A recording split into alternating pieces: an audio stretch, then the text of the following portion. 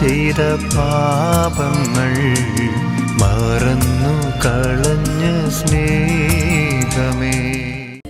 യേശുവിൻ്റെ ഏറ്റവും പ്രിയമുള്ള കുഞ്ഞെ, മിഖായുടെ പുസ്തകം 7-1 ഹായ്, എനിക്ക് കഷ്ടം. ഗ്രീഷ്മകാല ഫലങ്ങൾ ശേഖരിക്കുകയും മുന്തിരിപ്പഴങ്ങൾ പറിച്ചു കൂട്ടുകയും ചെയ്തതിന് ശേഷം ഇന്നിപ്പം കാലാപെറുക്കുന്നവനെ പോലെയായിരിക്കുന്നു ഞാൻ.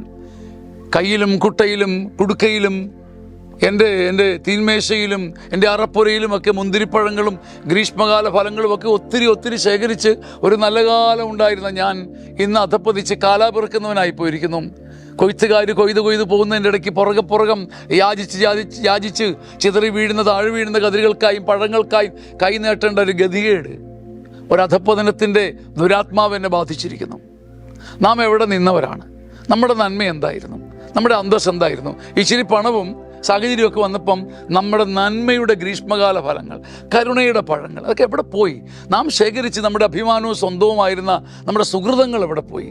ഇന്ന് തിരിഞ്ഞു പെറുക്കി നടക്കിയ അല്പം കരുണ, അല്പം മനുഷ്യത്വം നമ്മിലതൊന്നുമില്ലെന്ന് ലോകം പറയുന്നു, നാട്ടുകാർ പറയുന്നു. ഒരിക്കൽ നല്ല നിലയിൽ കരുണയുള്ളവനെന്നും ഹൃദയമുള്ളവനെന്നും അറിയപ്പെട്ടിരുന്നവനാണ് ഞാൻ. ഗ്രീഷ്മകാല ഫലങ്ങൾ ശേഖരിച്ചിരുന്ന മനുഷ്യൻ, മുന്തിരിപ്പഴം ഉണ്ടായിരുന്നവൻ. നന്മയുടെ ഒരു സമൃദ്ധിയിൽ നിന്നും നീ താഴേക്ക് വീണു പോയിരിക്കുന്നു. ഇതൊന്ന് ഓർക്കാൻ കഴിയുന്നതൊരു ഭാഗ്യമാണ്. നാം എവിടെയായിരുന്നു, എവിടേക്ക് വീണ്ടിരിക്കുന്നു? ഈ ഓർമ്മ പോലും ഒരു ബലിയർപ്പണമാണ്, ഒരു സുഹൃതമാണ്, ഒരു തിരിച്ചുവരവാണ്. ആമേൻ. ആമേൻ. ആമേൻ.